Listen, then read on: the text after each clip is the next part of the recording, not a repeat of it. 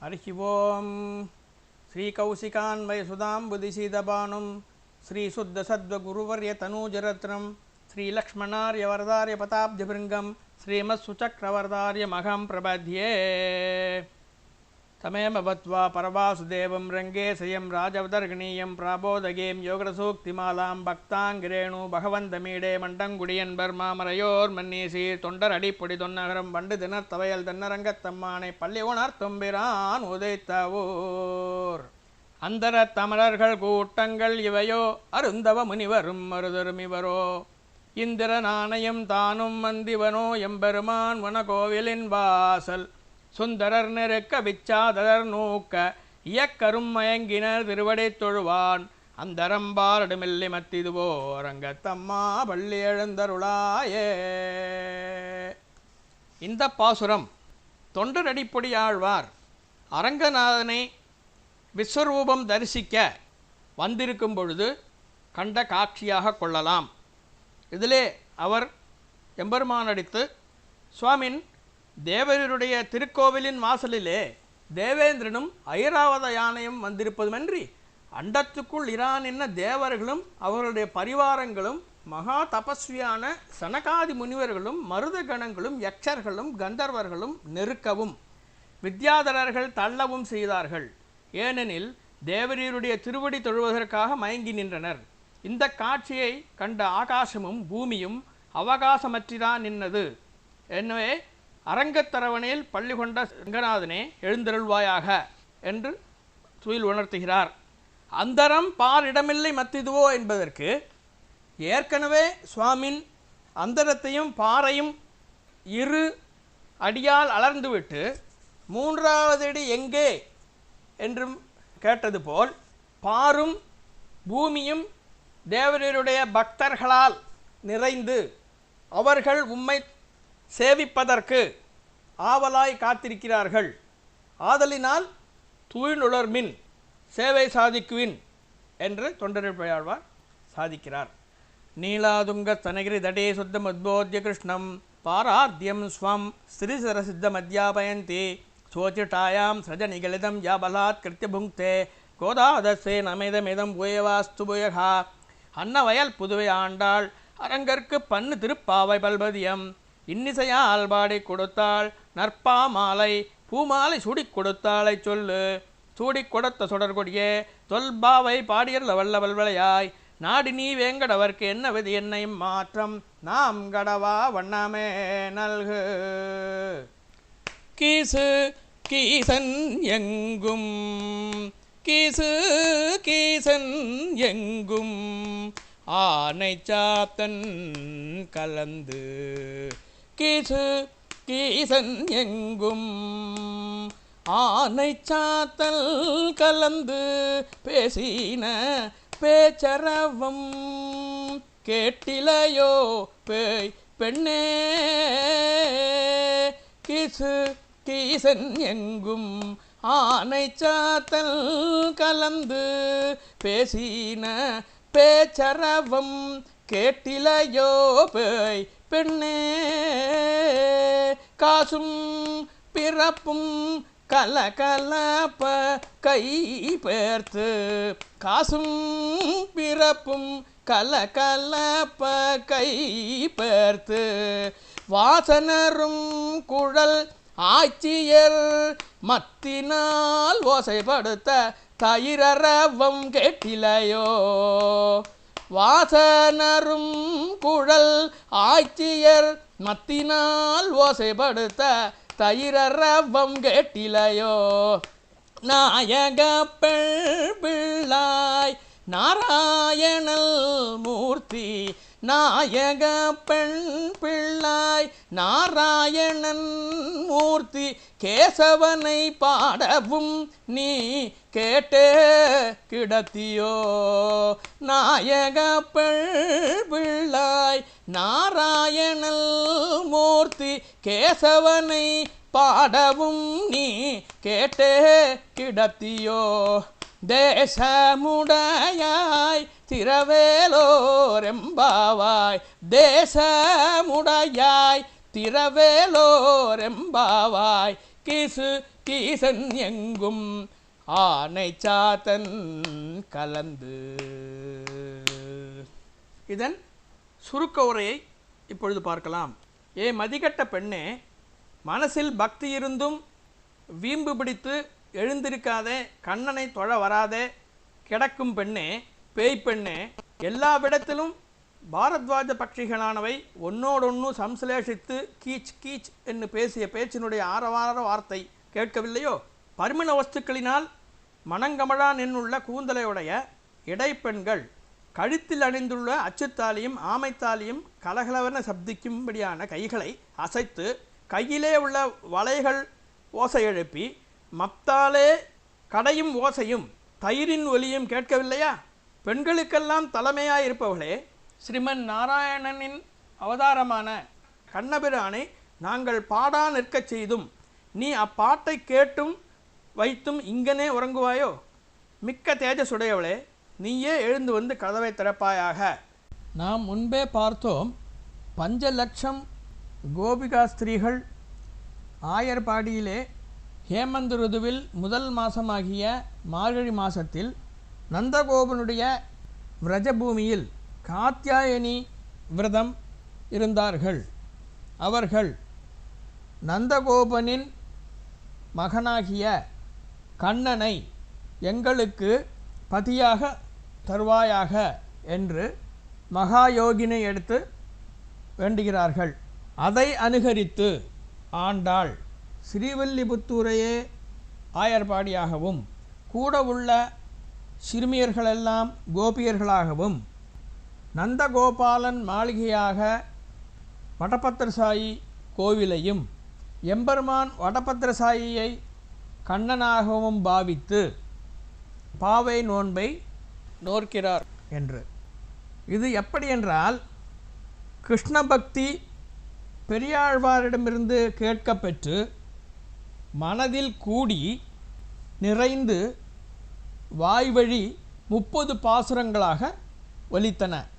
அந்த 30 பாசுரத்திலே 1 முதல் 5 வரை முகவரையாக 1ஆம் பாசுரத்தில் ஸ்ரீமன் நாராயணனே பரைதரவன் என்று பரத்வத்தையும், 2ஆம் பாசுரத்தில் பார்க்கடலில் பையத்துயின்ன பரமன் என்று பரத்வத்தையும், 3 முதல் 5 வரை விபவாதி அவதாரங்களையும் பாடி 5ஆவது பாசுரத்திலே கண்ணன் வடமதுரையை அடைந்ததை உரைத்து மாயன் என புகழ்கிறார். அவர் நோன்பை தொடர்வதற்கு பாகவதோத்தமர்களை முன்னிட்டு எம்பெருமானை காண்பதற்காக 10 சிறுமிகளை பாகவதோத்தர்களாய் பாவித்து அவர்களை துயிலெழுப்பி உடன் அழைத்து செல்கிறார். 6ஆம் பாசுரம் முதல் 15ஆம் பாசுரம் வரை பாகவதர்களை துயிலெழுப்பும் பாடல்களாக அமைகிறது. ஆயர்பாடி பெண்களுக்கு, இடைப்பெண்களுக்கு அப்படி என்ன பக்தி என்று கேட்டால், நாமெல்லாம் நமது ஊரில் ஒரு மகான் இருந்தால் நமக்கெல்லாம் தானாகவே பக்தி மிகுந்துவிடும். அத்தகைய ஈர்ப்பு சக்தி மகா யோகிகளிடம் உண்டு.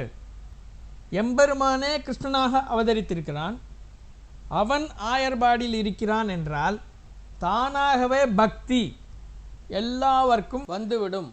அப்படி உள்ள பெண்கள் சிலர் விழித்து கொண்டிருக்கிறார்கள், சிலர் உறங்குவதாய் வருகிறதே என்று கேட்டால், உறங்கிக் கொண்டிருக்கும் பெண்களுக்கும் கிருஷ்ண பக்தி அதிகமாய் உண்டு.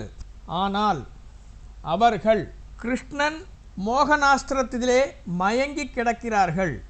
உணர்ந்து வெளியிலிருந்து எழுப்புவர்கள் கிருஷ்ணனை காண துடித்து கொண்டிருக்கிறார்கள். அங்கே உறங்குபவர்கள் கிருஷ்ணனுடைய ஈர்ப்பினால் மயங்கி எழுந்திருக்க முடியாமல் கிடக்கிறார்கள். அவர்களை துயில் உணர்த்தேண்டி வருகின்றது என்று கொள்ள வேண்டும். இன்றைய பாசுரமாய கீசு கீசன் எங்கும் ஆனை சாத்தன் கலந்து என்கிற பாசுரம் திருப்பாவை கிரமத்திலே 7ஆவதாயும் பாகவதோத்தமர்களை எழுப்புவதிலே 2ஆவது பாசுரமாயும் அமைகிறது. நேற்று உள்ள ஒரு பெண்ணை பிள்ளாய் என்று குழந்தைத்தனத்தோடு இருக்கிறாயே என்று கூப்பிட்டார்.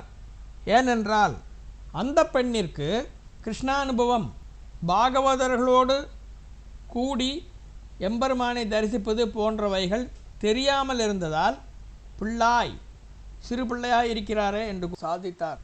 இந்த பாசுரத்தில் வரும் பெண்ணோ எம்பெருமானிடத்து பக்தி கூடுதல் உண்டு. அவருக்கு பாகவத சங்கமத்தோடு சென்று எம்பெருமானை பூஜித்தால் எம்பெருமானை கண்டால் புருஷார்த்தம் கிடைக்கும் என்றும் தெரியும். என்னட்டும் முரண்டு பிடித்து உறங்கி கிடப்பதினால் பேய்ப்பெண்ணே என்று விളിக்கிறாள். எல்லாம் தெரிந்திட்டும் அதை அனுசரிக்காத மனத்தை பேய் மனம் பேய்ப்பெண்ணே என்று உரைக்கிறார் ஆண்டாள். இந்த பாசுரத்திலும் விடிந்ததற்கான அடையாளங்கள் உள்ளன. ஆண்டாள் சென்று கதவை தட்டி எழுப்பும் பொழுது விடிந்ததற்கான அடையாளம் சொல் என்று உள்ளே இருப்பவள் கூற, கீசு கீசன் எங்கும் ஆனை சாத்தன் கலந்து பேசின பேச்சரவம் கேட்டிலையோ பேய் பெண்ணே. ஆனைச்சாத்தன் என்னும் வலியன் குருவிகள் இறை தேடுவதற்காக புறப்படும் முன்பு பிரியாவுடையாக கீச் கீச் என்று எழுப்பும் சப்தம் கேட்கவில்லையா உனக்கு? அப்படி என்றால் விடிந்து விட்டது என்றுதானே அர்த்தம் என்று கேட்க அவள் அது ஒத்துக்கொள்வதாயில்லை. அதனால் அடுத்த அடையாளமாகிய காசும் பிறப்பும் கலகலப்ப கை பேர்த்து வாசனரும் குழல் ஆய்ச்சியர் மத்தினால் ஓசைப்படுத்த தயிரரவம் கேட்டிலையோ. ஆயர்பாடியிலே ஆட்சிமார் எல்லாரும் செல்வச் சிறப்பு மிகுந்ததால் பலவித ஆபரணங்களை அணிந்தும் கையில் வளை அணிந்தும் தயிர் கடையும் பொழுது உண்டாகும் கிலுக்க சப்தத்தையும் தயிரை கடையும் பொழுது உண்டாகும் தயிரின் சப்தத்தையும் எடுத்து கூறி விடிந்ததற்கு இது அடையாளம் இல்லையா என்று கேட்கிறார். என்ன, தயிர் கடையும் சப்தம் அவ்வளவு தூரத்தில் கேட்குமா என்று உங்களுக்கு சந்தேகம் வரலாம். அது ஆயர்பாடி. அங்கே பசுக்கள் வள்ளல் பசுக்கள் தாராளம் தருகின்றவை. அந்த பாலும் கட்டியாக இருக்கின்ற பால், அதில் தயிர் ஆக்கும் பொழுது அதுவும் கெட்டியாக இருக்கும். பால் வள்ளல் பெரும்பசுக்களால் கொடுத்ததினால் ஒரு கங்காளம் நிறைய உண்டு. ஒரு பெரிய மத்தை பிடித்து இரு பெண்கள் கையிலே வளைகளோடும் கழுத்திலே ஆபரணங்களோடும் நல்ல வாசனை உள்ள முடியோடும் பாடிக்கொண்டே வெண்ணெய் கடைகிறார்கள்.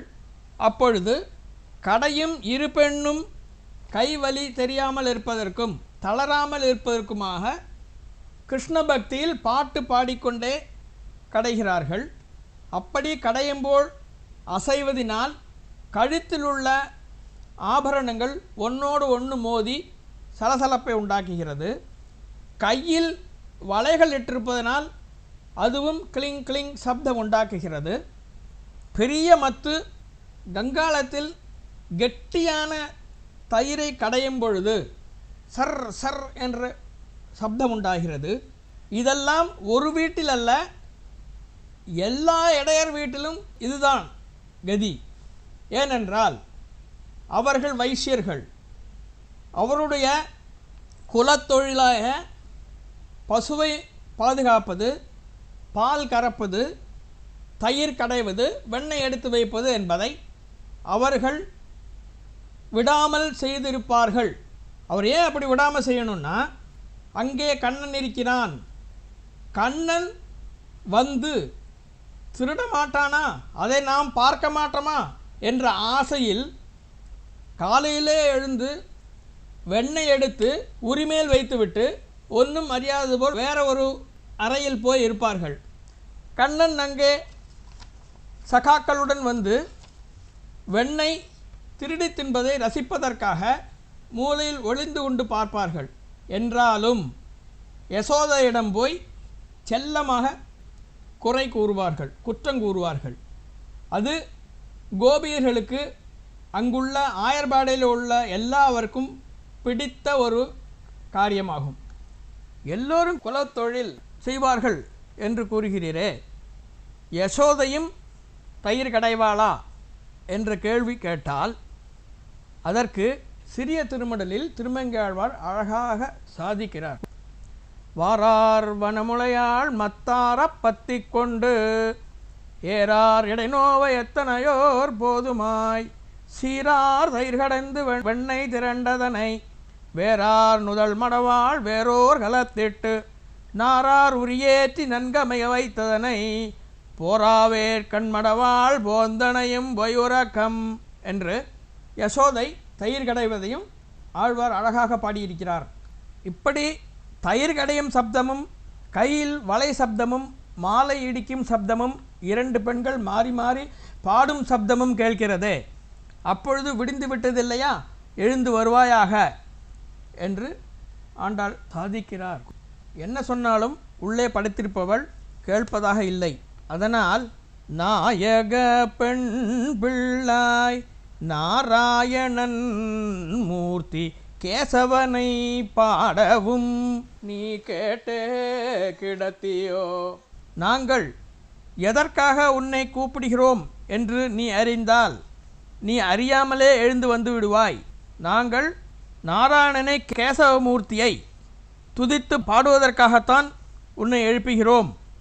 உன்னை வயது கூட்டு கொண்டு போக முடியாது என்று மனதில் நினைத்து அடுத்ததாக தேசமுடையாய் திரவேலோரெம்பாவாய். தேஜஸ் என்றால் முகத்தில் நல்ல ஒளி என்ற அர்த்தம். அதையே ஆண்டாள் தேசம் உடையாய் என்று சாதிக்கிறார். நல்ல ஒளி பொருந்திய எங்களுக்கு தலைவியாக திகழக்கூடிய அழகானவளே, நல்ல ஒளி படைத்தவளே, எழுந்து வந்து கதவை திறப்பாயாக என்று கூறி ஆண்டாள் கூட்டிக் கொண்டு செல்கிறார். ஆண்டாள் கீசு கீசென்று வலியன்குருவி பேசுவதாக உரைத்ததை நாம் எம்பெருமானிலிருந்து பிரிய மனமில்லா பக்தர்கள் மனத்தில் இருக்கும் கிளேசத்திற்கு ஓமை கூறலாம். இங்கே வலியன்குருவிகள் சுற்றும் எல்லா இடத்திலும் ஆணும் பெண்ணும் கிச்சு கிச்சு என்று பேசிக்கொண்டிருக்கிறதாம். அது பெரிய ஒலியாகி கேட்கிறது. அது உனக்கு கேட்கவில்லையா பேய்ப்பண்ணே என்று சாதிக்கிறார். வலியன் குருவிகள் காலையில் உணவு தேட புறப்படும் பொழுது பிரியா விடை பெற்றுக்கொள்வதாக கொள்ள வேண்டும். அதிலே ஆண் குருவி பெண் குருவியை எடுத்து பேசுகிறது, பெண் பறவைகள். அதிலே விடிந்து விட்டது, நம்ம இரண்டு பேரும் பிரிந்து போய் உணவு கொண்டு வந்து குஞ்சுகளுக்கு கொடுக்க வேண்டும். நீ எனக்கு எவ்வளவு பிரியமானவள் என்று தெரியும். இனி இருட்டும் வரை உன்னை எப்படி பிரிந்திருப்பேன் என்று விரகதாபத்தையும் பிரியாவிடையும் கூறுகிறது. இதையே பக்தர்கள் எம்பெருமானிடமிருந்து பிரிந்திருக்க ஒரு க்ஷணமும் விரும்ப மாட்டார்கள் என்பதை குறிப்பதாகும். பகவானும் பக்தர்களை பிரிவதற்கு மனமில்லாமல் தவிக்கிறான். கிருஷ்ணனடுத்து உனக்கு பிடித்தவர்கள் யார் என்று விஜயன் கேட்க, எம்பெருமான் என்னிடம் பலரும் பலதும் கேட்டு வருகிறார்கள். சிலர் தனம் கேட்டு வருகிறார்கள், சிலர் பக்தி கேட்டு வருகிறார்கள், சிலர் யோகம் கேட்டு வருகிறார்கள், மற்றும் சிலர் என்னையே வேண்டும், உன்னை பிரியாதிருக்க வேண்டும் என்று கேட்கிறார்கள். இவர்களில் எனக்கு ஞானியான என்னையே வேண்டும், என்னை பிரியாதிருக்க வேண்டும் என்று கூறுபவர்களைத்தான் எனக்கு மிகவும் இஷ்டம் என்று கீதையில் கூறுகிறார். இதையே பொய்கை ஆழ்வாரும் முதல் திருவந்தாதியில் எழுவார் விடைகொள்வார் ஈந்துழாயானை வழுவா வகை நினைந்து வைகள் தொழுவார் என்று சாதிக்கிறார். பல தனம் போல பல லௌகிக்க காரியங்கள் கேட்டு எம்பெருமானிடம் செல்பவர்கள் சீக்கிரம் பிரிந்து சென்று விடுகிறார்கள். எம்பெருமானிடத்து அதீத பக்தி உள்ளவர்கள் எம்பெருமானை பிரிய விரும்புவதில்லை. வழுவா வகை நினைந்து வைகள் தொழுவார், எப்பொழுதும் மனதில் வைத்து கொண்டிருப்பார் என்று சாதிக்கிறார். பெரியாழ்வாரும் எம்பெருமான் பக்தர்களுடைய மனதில் புரிவதற்கு இஷ்டமில்லாமல் என் மனக்கடலில் வந்து ஆழ்கிறீரே என்று பாசுரத்தால் சாதிக்கிறார். பனிக்கடலில் பள்ளிக்குங்களை பழகவிட்டு ஓடி வந்தன் மனக்கடலில் வாழவல்ல மாய மணாள நம்பி, தனிக்கடலே தனிச்சுடரே தனியுலகே என்னென்னு உனக்கிடமாயிருக்க என்னை உரித்தாக்கினையே. இதற்கு அர்த்தம், பாலாழியில் அனந்த சயனித்து கொண்டிருப்பவர் அனந்தனை விட்டுவிட்டு ஓடி வந்து என் மனக்கடலுள் வாழ்வதற்காக ஓடி வந்த மாயமளான நம்பி, உனக்கு தனிக்கடலே தனிச்சுடரே தனியுலகே என்று பரமபதம் பார்க்கடல் எல்லாம் இருக்க அவைகளையெல்லாம் விட்டுவிட்டு என் பக்திக்காக என் மனதில் குடியிருக்க இஷ்டப்பட்டு எள்ளி அருளினாயே என்று சாதிக்கிறார். ஆக நாம் எம்பெருமானையே வேண்டி எம்பெருமானை பிரிவதற்கு வருத்தப்பட்டு எம்பெருமானுடன் இருக்க வேண்டும் என்று விரும்பினால், பக்தி செய்தால் எம்பெருமான் நம்மை விட்டு பிரியாதே, நம்மை விட்டு பிரிவதற்கு மனமில்லாதே நம்மிடமே வந்து இருப்பான் என்பதாகும் தெரிவது. ஆமாம், அது எப்படி முடியும்? இப்பொழுது நாம் பல வேலைகளை செய்யும் பொழுதும் தாமாக கை பணிந்து கொண்டிருக்கும் பொழுது மனசில் பலவித எண்ணங்கள் ஓடுகின்றன அல்லவா? அதை நிறுத்தி காரியங்கள் செய்யும் பொழுதும் எப்பொழுதும் எல்லாம் அவன் செயல், அவனால் தான் நடக்கிறது என்ற ஸ்வபோதத்தோடு இருந்தால், அவனால் தான் நடக்கிறது என்ற உணர்வோடு இருந்தால் அதுதான் வழி சிறந்த பக்தனாகுவதற்கு. ஆயதினால் இந்த பாசுரத்தின் வழி ஆண்டாள் இரண்டாவது பாகவதோத்தமையாய ஞானம் உள்ள ஒரு பெண்ணை, ஞானம் இருந்தும் உறங்கிக் கொண்டிருக்கும் ஒரு பெண்ணை பேய்ப்பெண்ணே என்று விழித்து எம்பெருமானை பாடுவதற்காக செல்கிறோம், எழுந்து வா என்று கூட்டிக் கொண்டு செல்கிறார். இன்றைய நாள் பாடலை ஒருமுறை கூடி ஆவர்த்தித்து கொண்டு நாளை வம்பவிழ் வானவர் வாயிர வழங்க என்னும் திருப்பள்ளி எழுச்சி பாசுரத்தையும் கீழ்வானம் வெள்ளென்று என்ற திருப்பாவையும் பார்க்கலாம். கீசு கீசென்னெங்கும் ஆனை சாத்தன் கலந்து பேசின பேச்சரவம் கேட்டிலையோ வைப்பெண்ணே, காசும் பிறப்பும் கலகலப்ப கைபேர்த்து வாசனருங்குழலாச்சியர் மத்தினால் ஓசைப்படுத்த தைரரவம் கேட்டிலையோ, நாயகப் பெண் பிள்ளாய் நாராயணன் மூர்த்தி கேசவனை பாடவும் நீ கேட்டே கிடத்தியோ, தேசமுடையாய் திரவேலோர் எம்பாவாய். ஹரி ஓம். ஸ்ரீமத் கோதாயை நமஹ.